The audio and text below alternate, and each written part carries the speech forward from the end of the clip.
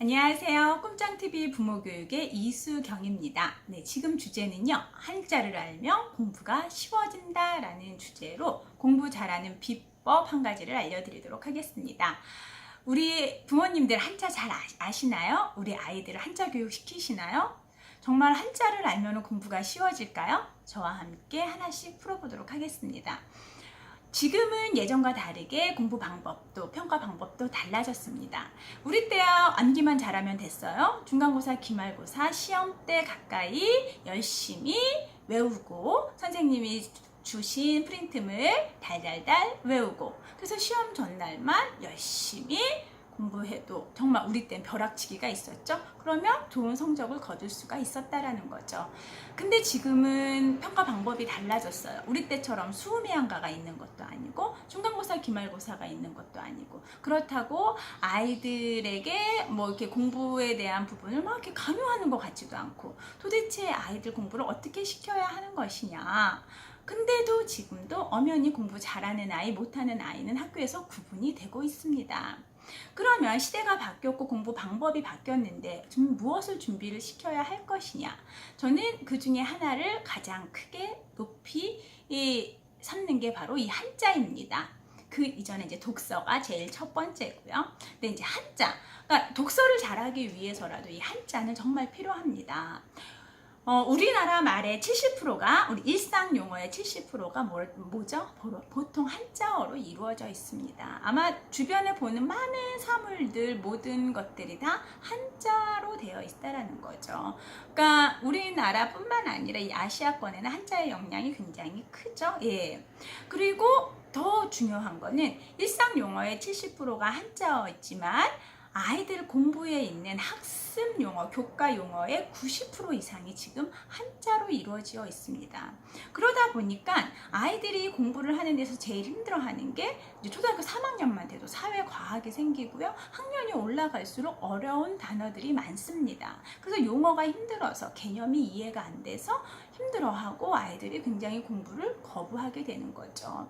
그러면 거기를 우리가 심각하게 좀 바라볼 필요성이 있다라는 거예요. 우리는 예전에는 이해를 하지 않아도 그냥 외우기만 해도 됐지만 지금 아이들은요 외워서 될 문제가 아니에요. 평가 방법 자체가 서술형 평가도 많아지고 과정형 평가, 모든 형식의 이러한 프로젝트 수행 평가 이런 것들이 많아졌기 때문에 개념을 정확하게 이해하지 않는 이상은 실질적으로 좋은 성적을 거둘 수가 없다라는 거예요.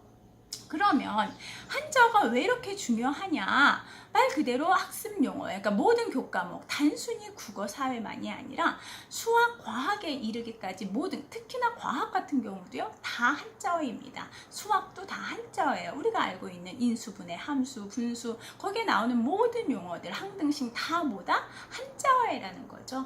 과학도 마찬가지예요. 뭐 양서류부터 시작해서 그냥 과학 용어들도 다 한자어로 되어 있어요. 우리가 주로 사용하지 않는 용어들이다 보니 굉장히 부담스럽고 어렵게 느껴질 수가 있어요.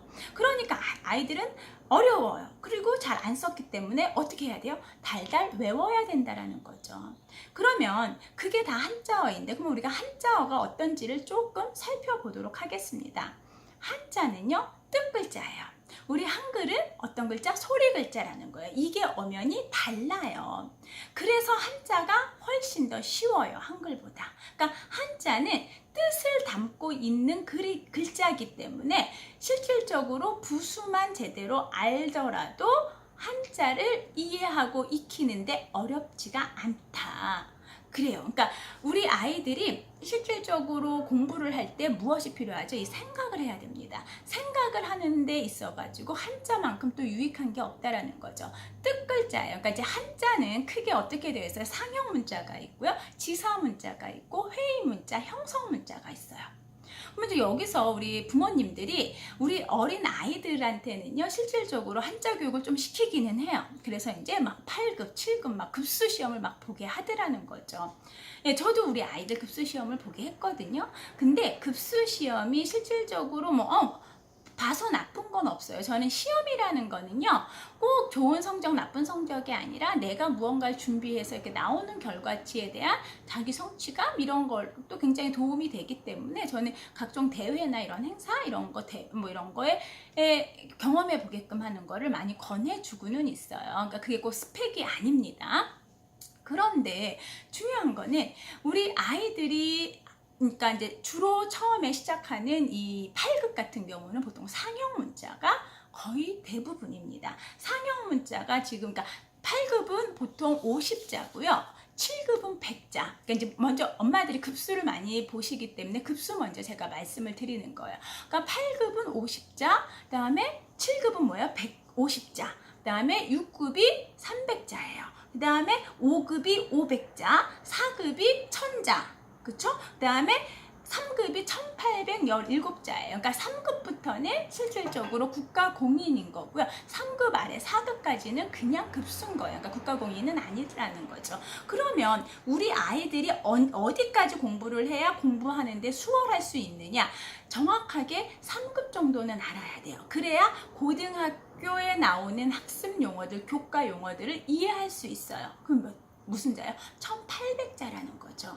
그러면 우리 아이들이 주로 공부하는 학습 용어의 대부분은 근데 무슨 글자로 되어 있다? 바로 형성자로 되어 있어요. 형성 문자로 되어 있다라는 거예요. 형성 문자는 뭐예요? 뜻과 음이 합쳐져 있는 글자가 바로 형성 문자라는 거. 그러면 우리 아이들이 실질적으로 급수를 공부를 한다라고 해도 언제부터가 중요하다? 네. 5급, 4급 이때가, 그러니까 6급, 5급, 4급 이때가 중요해요. 근데 이때 공부를 할 수 있는 시기는 보통 3, 4학년 이후부터랍니다. 그렇죠? 1, 2학년 때까지는 7급 정도 따는 걸 많이 선호해요. 그리고 6급을 딴다라고 하더라도 아이들이 아직은 언어가 그렇게 발달되어 있지 않아서 그냥 깡그리 외우기만 하려고 해요.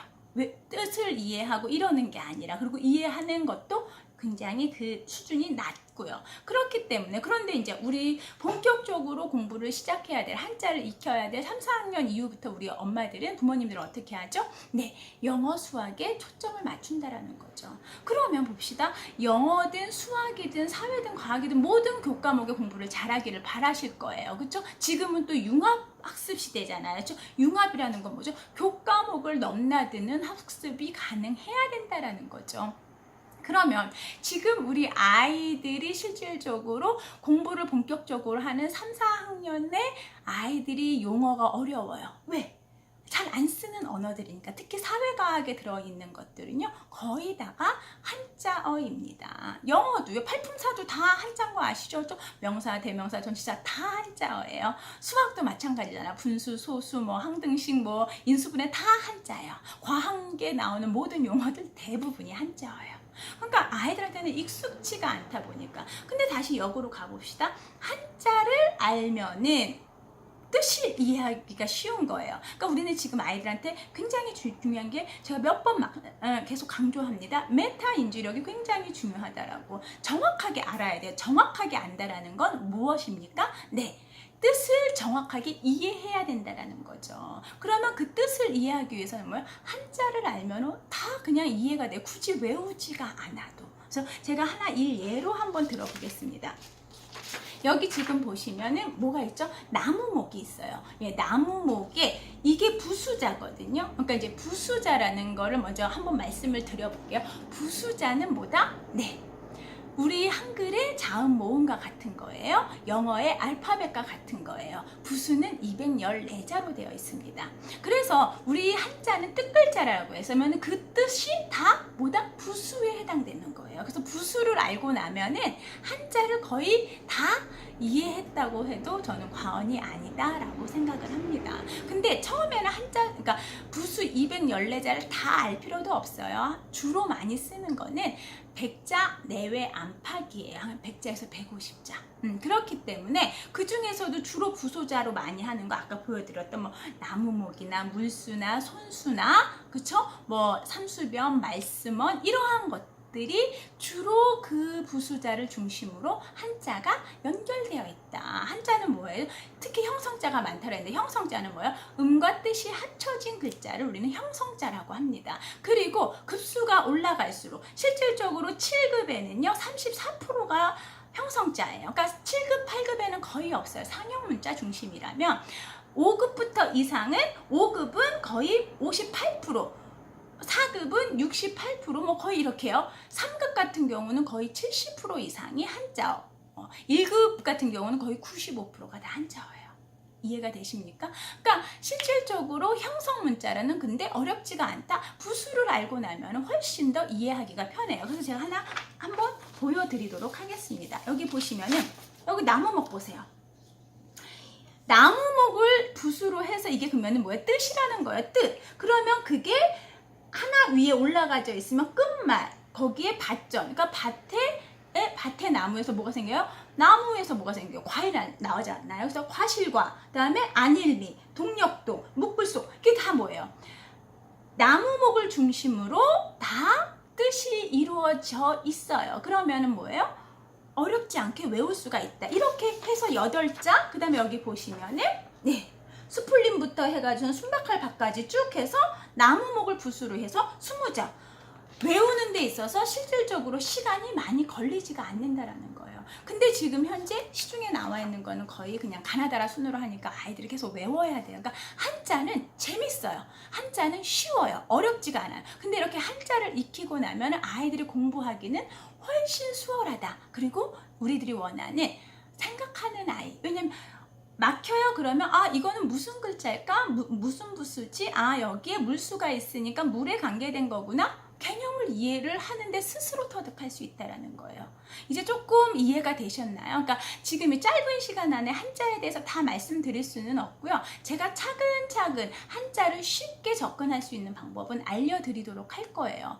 저는 원래 독서 전문가, 부모교육 전문가인데 제가 이렇게 한자를 강조하는 이유가 아이들이 어느 정도 학년이 되면은 책 읽기도 싫어해요. 교과목 공부한다라는 이유도 있겠지만 책에 나와 있는 용어들이 힘들다 보니까 이해가 잘 안 되니까 뭐예요? 재미가 없다라는 거예요. 그러니까 아이들이 뭐 하겠어요? 그냥 책을 멀리하고 그 영어 수학 공부도 실질적으로 하고는 있지만 개념을 이해하는데 굉장히 어렵다. 근데 영어 수학 같은 경우도 한자를 충분히 이해를 하고 알고 한자를 알고 나면은 너무나 쉽게 할 수 있어요. 그래서 지금 같은 경우는 단순히 문제풀이, 문제만 해서 사지선다형, 오지선다형 푸는 게 아니라 개념을 이해해서 서술형 평가에도 능숙한 아이가 되어야 되고요. 글의 문맥을 이해할 줄 알아야 돼요. 그러기 위해서는 이 글이 무엇으로 이루어졌냐? 바로 한자라는 거예요. 그래서 한자에 좀 투자하시면 아이가 공부하는 데 있어서 많은 도움이 된다라는 거 꼭 기억하시고 우리 어머님들 시간을 꼭 내셔더라도 아이들이 한자 공부를 할 수 있게끔 많이 도와주셨으면 좋겠습니다.